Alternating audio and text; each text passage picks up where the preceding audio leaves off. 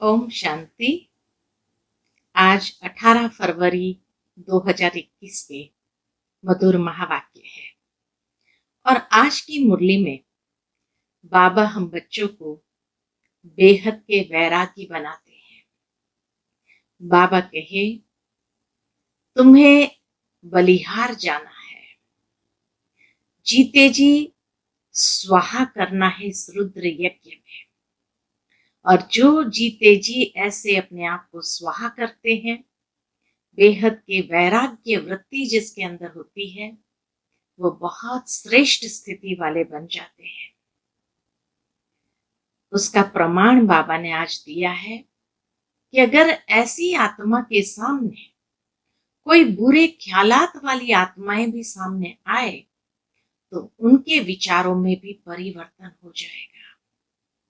इतनी पावरफुल स्थिति हो जाएगी। सुनते हैं बाबा के मधुर महावाक्य। ओम शांति। मीठे बच्चे, सुख देने वाले एक बाप को याद करो।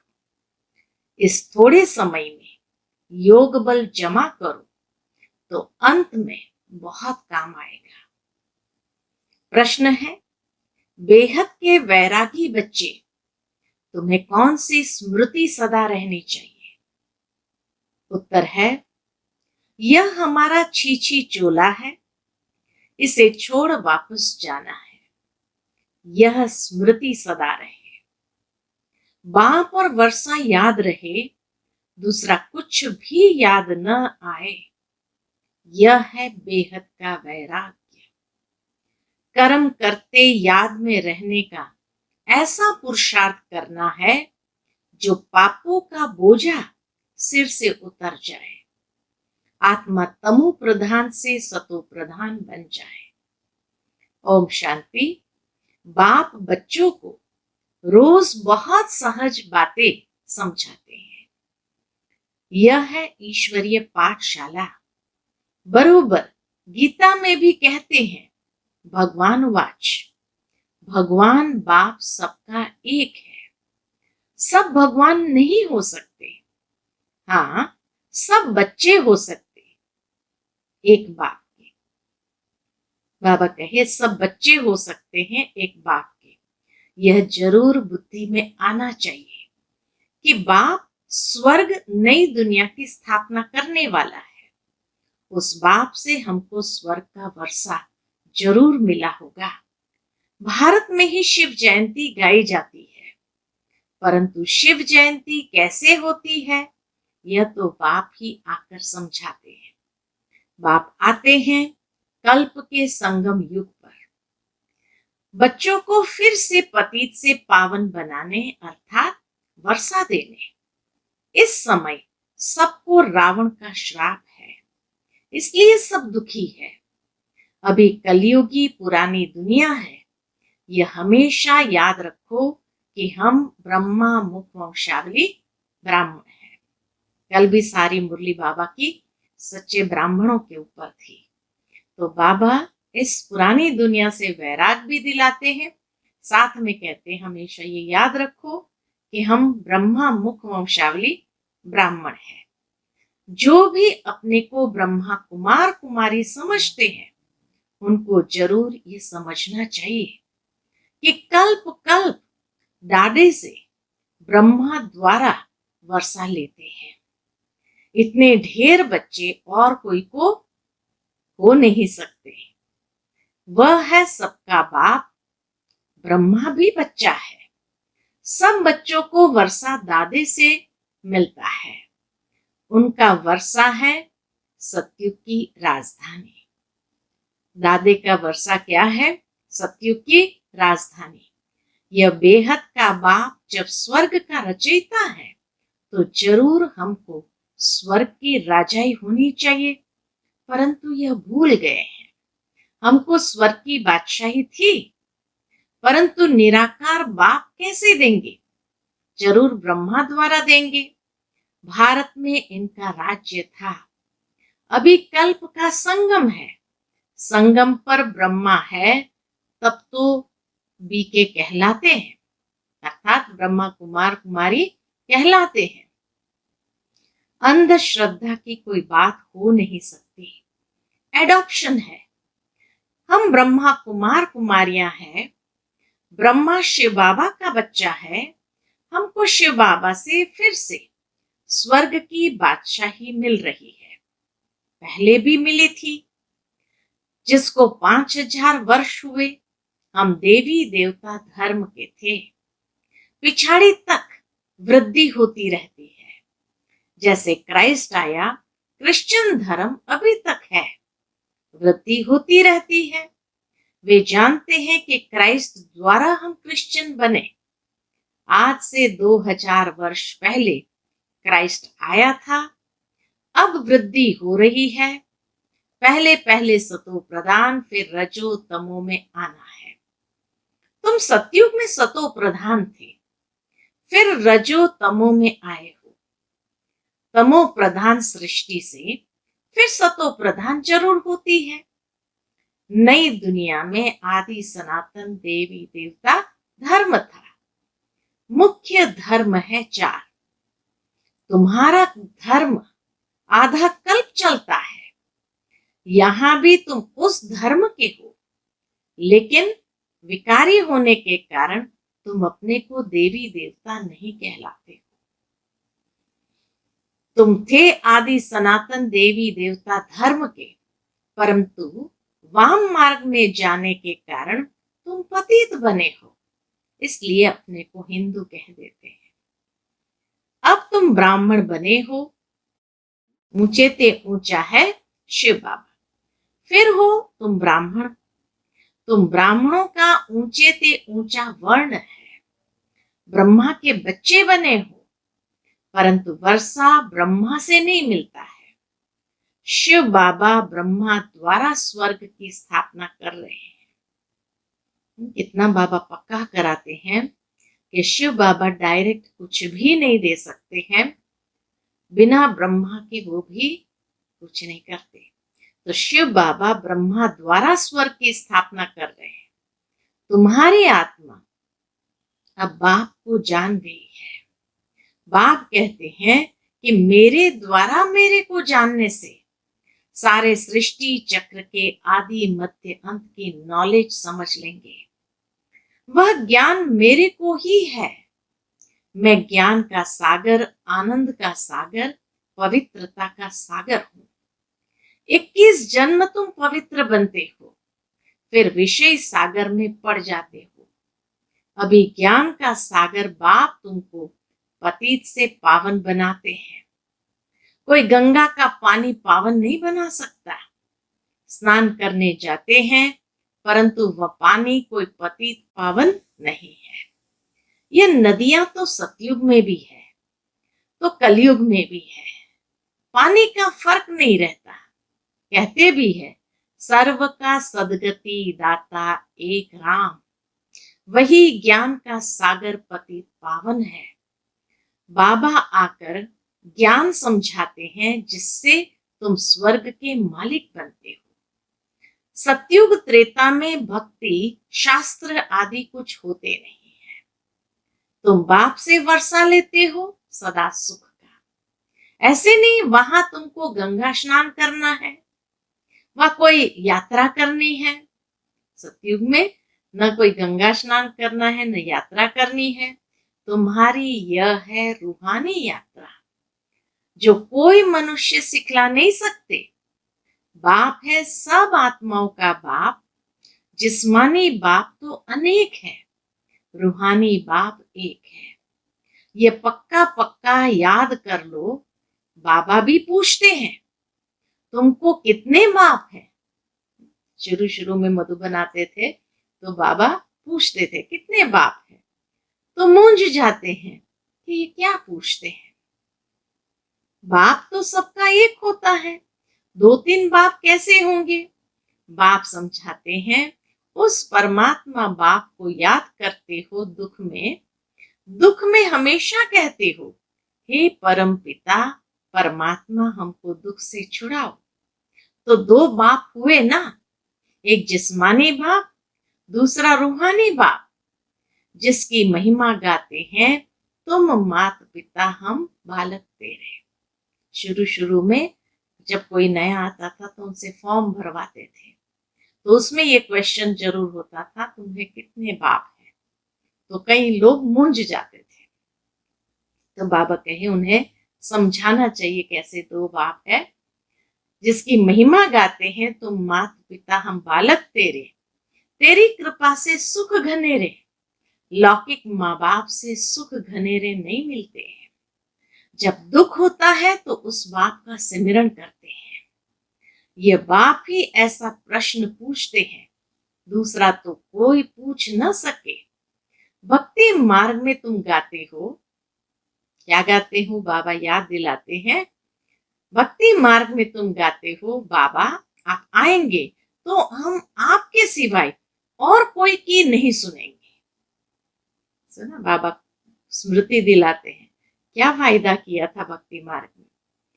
तो भक्ति मार्ग में तुम गाते हो, बाबा आप आएंगे तो हम आपके सिवाय और कोई की नहीं सुनेंगे, और तो सब दुख देते हैं, आप ही सुख देने वाले हो। तो बाप आकर याद दिलाते हैं कि तुम क्या कहते थे, तुम जानते हो, तुम ही ब्रह्मा कुमार कुमारी कहलाते हो। मनुष्य की ऐसी पत्थर बुद्धि है जो यह भी नहीं समझते कि बीके क्या है, मम्मा बाबा कौन है। ये कोई साधु संत नहीं है। साधु सन्यासी को गुरु कहेंगे, माता पिता नहीं कहेंगे। ये बाप तो आकर दैवी धर्म का राज्य स्थापन करते हैं, जहां ये लक्ष्मी नारायण राजा रानी राज्य करते थे। पहले पवित्र थे, फिर अपवित्र बनते हैं। जो पूज्य थे वे फिर 84 जन्म लेते हैं। पहले बेहद के बाप का 21 जन्म सुख का वर्षा मिलता है। कुमारी वह जो 21 कुल का उद्धार करे। यह तुम्हारा गायन है। तुम कुमारियां हो, गृहस्थी नहीं हो। बाबा कहे तुम कुमारियों हो, गृहस्थी नहीं हो। बल बड़े हैं लेकिन मर्जीवा बन। सब बाप के बच्चे बच्चियां बने हो। प्रजापिता ब्रह्मा के ढेर बच्चे हैं और वृद्धि को पाते रहेंगे। फिर ये सब देवता बनेंगे। ये शिव बाबा का यज्ञ है। इसको कहा जाता है राजस्व यज्ञ, स्वराज्य पाने का यज्ञ। आत्माओं को बाप से स्वर्ग के राज्य का वर्षा मिलता है। इस राजस्व अश्वमेध ज्ञान यज्ञ में क्या करना है? शरीर सहित जो कुछ है वह बलिहार करना है अथवा स्वाहा करना है। इस यज्ञ से तो तुम फिर राज्य पाएंगे। बाप याद दिलाते हैं कि भक्ति मार्ग में तुम गाते थे कि हे बाबा आप जब आएंगे तो हम बलिहार जाएंगे, वारी जाएंगे। अब तुम अपने को सब ब्रह्मा कुमार कुमारियां तो समझते हो। बल रहो अपने गृहस्थ व्यवहार में, परंतु परंतु क्या, परंतु पावन रहना होगा। कमल पुष्प समान अपने को आत्मा समझो। हम बाबा के बच्चे हैं, तुम आत्माएं हो आशिक। बाप कहते हैं मैं हूं एक माशुक। तुम मुझ माशुक को पुकारते रहते हो। तुम आधा कल्प के आशिक हो। जिसको परम पिता परमात्मा कहा जाता है वह निराकार है। आत्मा भी निराकार है जो इस शरीर द्वारा पाठ बजाती है। भक्ति मार्ग में भी तुमको पाठ बजाना है। भक्ति है ही रात। अंधेरे में मनुष्य ठोकरें खाते हैं। द्वापर से लेकर तुमने ठोकरें खाई है। इस समय क्या हो गए? ठोकर खाते खाते इस समय महादुखी हो गए हो। अब पुरानी दुनिया का अंत है। यह पैसे आदि सब मिट्टी में मिल जाना है। भल कोई करोड़पति है, राजा है, बच्चे पैदा होंगे तो समझेगा यह धन हमारे बच्चों के लिए है। हमारे पुत्र पौत्र खाएंगे। बाप कहते हैं कुछ भी खाएंगे नहीं, ये दुनिया ही खत्म होने वाली है, बाकी थोड़ा समय है, विघ्न बहुत पड़ेंगे, आपस में लड़ेंगे, पिछाड़ी में ऐसे लड़ेंगे जो खून की नदियां बहेगी। तुम्हारी तो कोई से लड़ाई नहीं है, तुम योग बल में रहते हो, तुम याद में रहेंगे तो कोई भी तुम्हारे सामने बुरे विचार से आएंगे तो उनको भयंकर साक्षात्कार हो जाएगा और झट भाग जाएंगे। बाबा कहे जब तुम्हारी ऐसी पावरफुल स्थिति हो जाएंगी तो तुम्हारे सामने कोई भी बुरे विचार से आएंगे तो उनको भयंकर साक्षात्कार हो जाएगा और झट भाग जाएंगे। तुम शिव बाबा को याद करेंगे और वे भाग जाएंगे।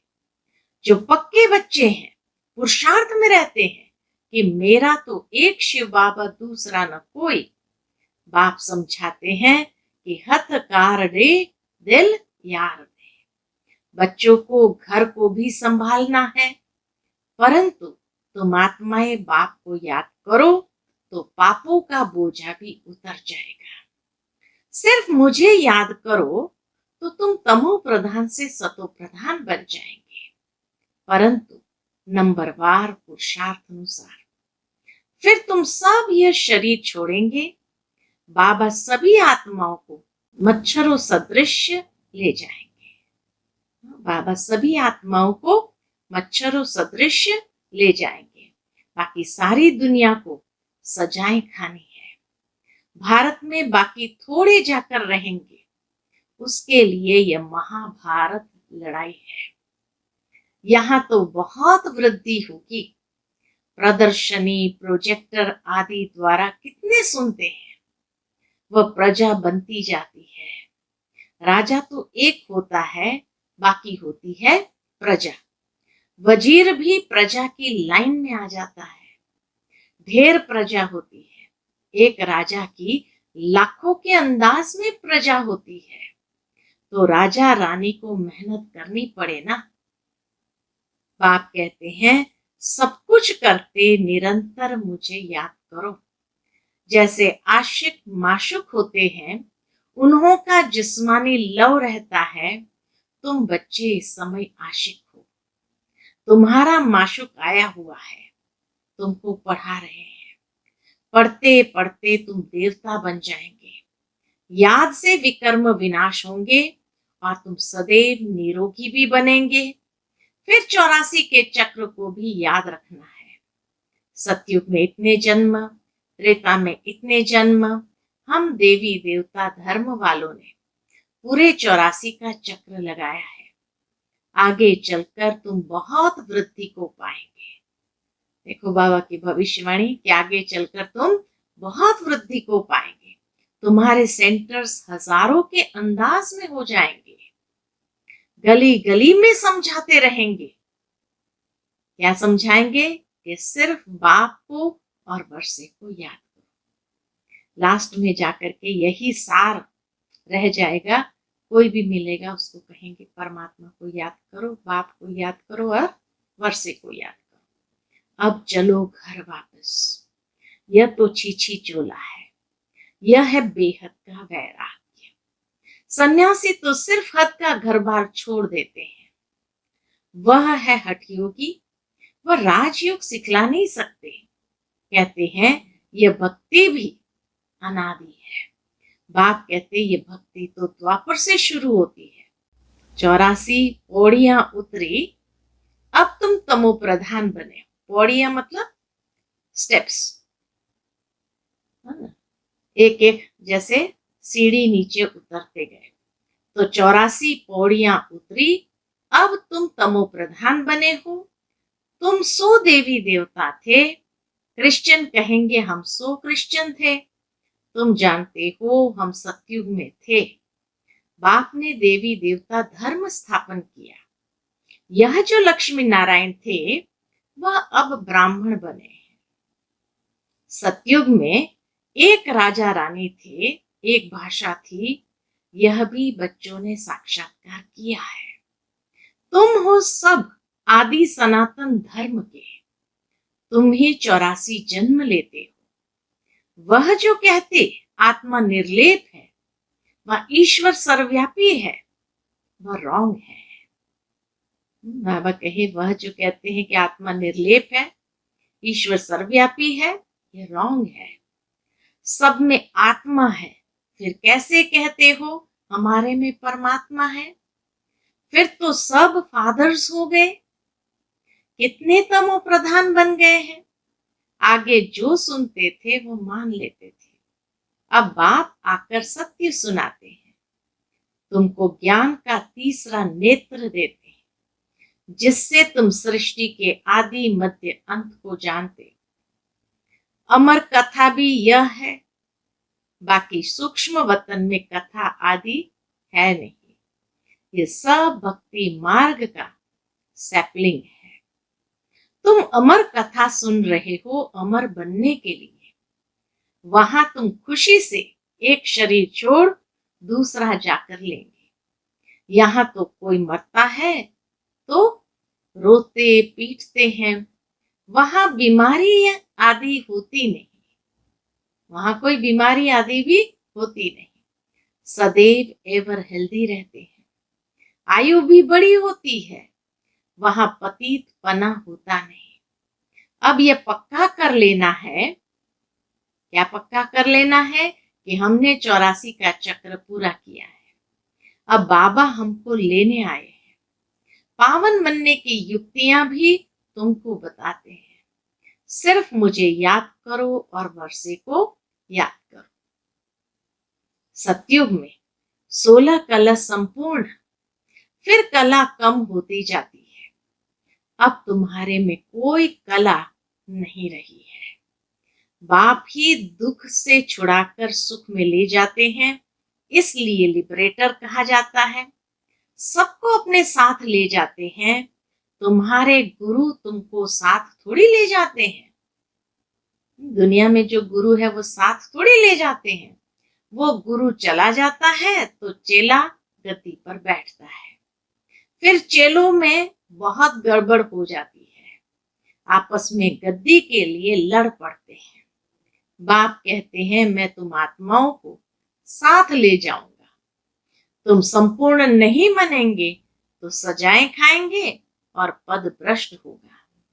यहाँ राजधानी स्थापन हो रही है।